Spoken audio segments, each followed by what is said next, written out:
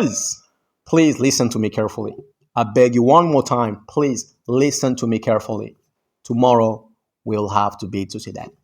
We'll have to get through to the next round because otherwise, our season will be completely over. It will be even a disaster. Not only this season, but the season after that as well. Because if we are not in Europe, which means our transfer market will be a shambles, which means as well that next season will be already game over before it's even started. So I'm talking to you. I'm talking to all of you, you Manchester United players. I'm really talking to you. Tomorrow, we are counting on you. You will have to wake up, smell the coffee, and again beat the Sociedad team. We trust you guys. Please, no failure. If you fail again, I'm saying that as a fan, our season and next season will be gone. Traduction. Demain, nous devons passer.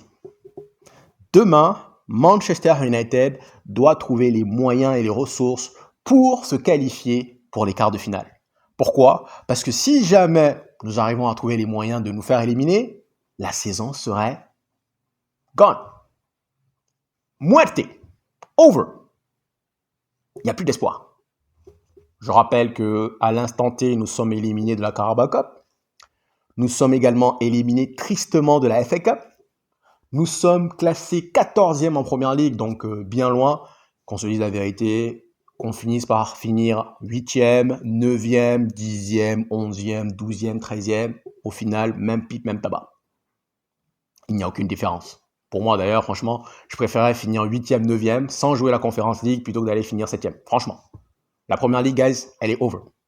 Elle est done. Il n'y a plus rien à espérer. Notre seul espoir, je l'ai mis en titre, notre unique espoir, c'est l'Europa League. Et on rappelle encore une fois que nous ne sommes qu'en mars. Conclusion, guys, fin de saison en mars, c'est assez triste. C'est assez vraiment triste. Donc franchement, demain, Manchester United, on joue à Old Trafford. On a vu un bon match, du moins plutôt acceptable contre Arsenal, surtout la deuxième mi-temps. Demain, il faut qu'on passe. Il faut qu'on passe. Parce que moi, je vous le dis tout de suite, si jamais Manchester United se fait éliminer demain, moi, je suis gone. Du moins pendant 2 semaines, ou plus. En tout cas, je vous ai promis que normalement, je serai là pour la seconde partie du live sur Facebook, parce qu'à la mi-temps, je ne serai pas encore rentré. Mais si jamais on se fait éliminer, je suis gone. Pour ma tranquillité de l'esprit, mon repos, honnêtement, je suis gone, je vais zapper Manchester United pour mon bien personnel. Et honnêtement, j'ai vraiment pas envie qu'on sorte demain. Parce qu'encore une fois, cela voudrait dire, cela serait synonyme de fin de saison. Mais également, il faut préciser une chose. Pas simplement fin de saison cette année, mais également fin de saison l'année prochaine. Pourquoi? Parce que si jamais Manchester United se fait sortir, cela voudrait dire que l'année prochaine, il n'y aurait aucune chance, mais alors là, 0 chance de pouvoir jouer une compétition européenne. Donc financièrement, déjà, ça va faire très mal. Ça va faire vraiment mal aux poches. Mais en plus de cela, si je joue pas en Europe, déjà que Manchester United, là, actuellement, nous sommes à la dérive, on va attirer qui? Comment? Donc, si jamais on se fait éliminer demain, tout espoir serait perdu. Et donc, on n'aurait encore une fois aucun moyen d'avoir un bon mercato. Qui dit pas de bon mercato l'année prochaine, dit également saison de M l'année prochaine. Donc, guys, à l'instant T, c'est le match le plus important de la saison et de l'année prochaine. Demain, il faut passer. Il faut passer. J'ai quand même un bon feeling. J'ai un bon feeling, du moins j'espère. Parce que je me dis qu'on n'a pas le choix. Et je pense que cette équipe, et même le pays d'Old Trafford, si jamais on est mené, pourrait justement... Voilà. C'est pas comme si genre, on doit aller rattraper un résultat. Non, il y a un partout. Voilà. Même si on est devancé, je pense qu'Old Trafford pourrait vraiment se réveiller et pourrait nous aider à finir le travail. Pour revenir rapidement sur la conférence de presse, on sait que Mason Mount est de retour. Alors déjà, petite parenthèse, guys, Manchester United, ils sont trop forts. Ils ont quand même eu le culot de nous mettre une vidéo en nous disant « Mason Mount is back !» Yeah. La question, elle se porte également pour Luke Shaw. Ce n'est pas le fait que Mason Mount soit de retour ou pas, c'est jusqu'à quand? Parce que si c'est pour venir jouer un match, 2 matchs, même pas un match, hein, parce que là, guys, la dernière fois qu'on l'a vu, c'était quand même en décembre face à Manchester City, et il avait joué que 14 minutes. Donc si pour venir jouer juste le match de Leicester et puis te reblesser, c'est pas la peine, reste là où tu es. Donc pour moi, honnêtement, c'est jusqu'à quand? Moi, je l'ai dit à plusieurs reprises. Mason Mount, c'est un joueur que j'aime bien. J'aime beaucoup le joueur, mais je suis désolé, si pourrait être à l'infirmerie, c'est pas la peine. Harry Maguire n'est pas là. Il y a une rumeur qui sort aujourd'hui qui nous dit que Manchester United, on le sait tous, a déjà prolongé, donc étendu une année de contrat à Harry Maguire. Donc là, le contrat d'Harry Maguire devait arriver à expiration en 2026. Mais il y a une rumeur qui dit que Manchester United, apparemment, serait également prêt à prolonger cela jusqu'en 2027. Pourquoi? Je veux comprendre le pourquoi. Qui veut faire ça? Pourquoi? Harry Maguire, guys, j'ai déjà dit l'année dernière. L'année dernière, tout le monde tapait sur Varane, mais je suis désolé, Harry Maguire, cette année, c'est pareil. Chaque année, c'est la même chose. Combien de matchs il est absent? Combien de matchs il est absent? Et même quand il est là, pour moi, honnêtement, je pense qu'on peut compter sur lui lors des grands événements. Contre Manchester City, contre Arsenal, contre Liverpool. Parce que justement, dans ce genre de match, on joue défensivement et puis on prend les équipes en contre. Et là, je pense que Maguire, quand il est entouré, il est exceptionnel. Mais moi, personnellement, je lui ai dit, moi, roofless. Il y a une rumeur également qui dit que Diego Dalot serait sur le point d'être prolongé. Pourquoi? Il lui reste 3 ans de contrat. Mais la rumeur, elle dit qu'apparemment, dans un monde biblique, le Real et l'Empoli voudraient avoir Dalot. Pour moi, ça, c'est des conneries. C'est faux. Donc, ça, ce sont des rumeurs que je vous raconte aujourd'hui. Mais en tout cas, voilà. Donc, Mason Mount est de retour, mais il sera trop juste. Il ne sera pas de la fête demain. On lui a posé la question justement sur le fait que Radcliffe avait qualifié de certains joueurs de pas assez bons et d'autres qui sont trop bien payés. Et là, j'ai bien aimé la réponse de Rubena parce qu'il nous dit, à l'heure actuelle, de toute façon, il a raison pour tout le monde, même moi, on est tous en train de underperforming. Donc, on est tous en train de performer. Parfois, honnêtement, en anglais, je trouve que c'est beaucoup plus simple. Underperforming, donc on est tous en train d'être moins performants. Bon, c'est pas le mot exact que je cherche, mais d'être moins performant, on n'est pas au niveau requis. On a posé la question à Dorgu, puisque c'est lui qui était là. Est-ce qu'il préférait jouer à gauche ou à droite? Il a répondu sincèrement, ça va dépendre du boss. Moi, honnêtement, je suis à l'aise des deux côtés.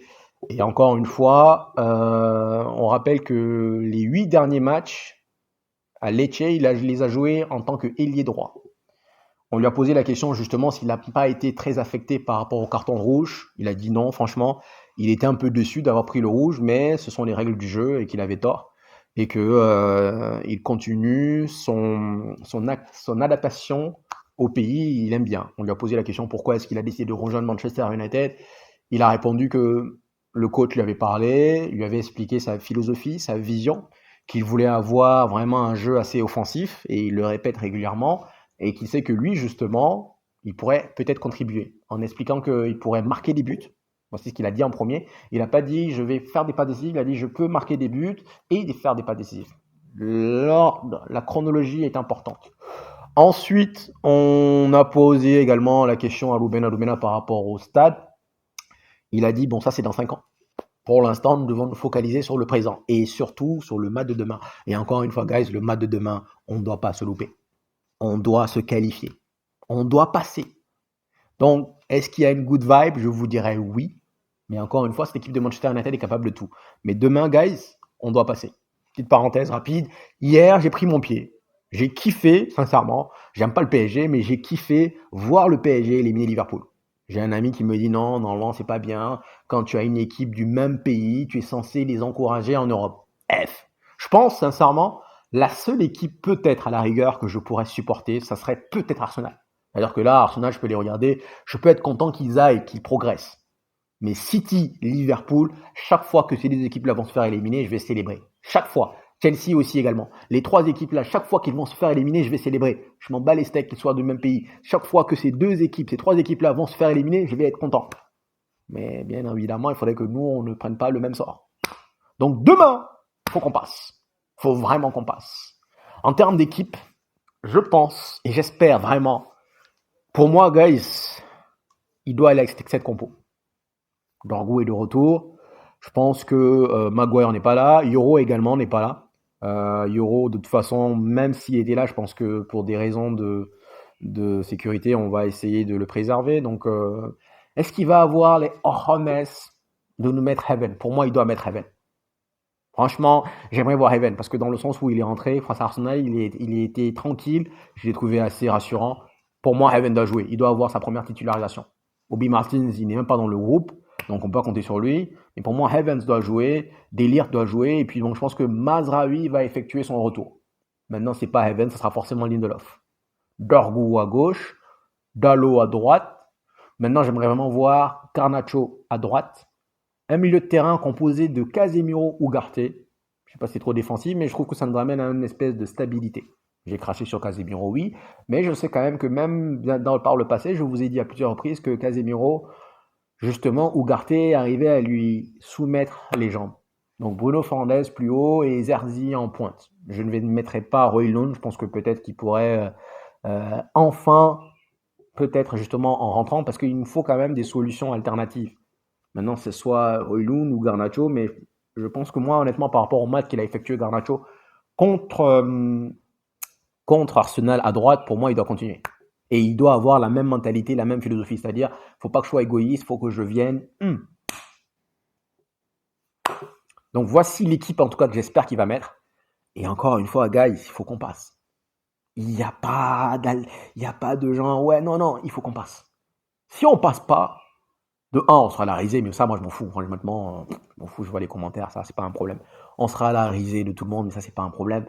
Mais honnêtement, comment je suis motivé, comment je suis pressé, le mot m'échappe là, mais comment je vois le match, j'ai envie de voir un match, franchement, tambour battant comme celui contre le Bayern. Les gars, pour moi, je sais qu'on a collé 7 à la Roma, mais pour moi, les 15 premières minutes qu'on a fait face au Bayern en 2010, c'était exceptionnel. Mis à part Raphaël qui prend le rouge, ce jour-là, on allait les taper, on allait les corriger.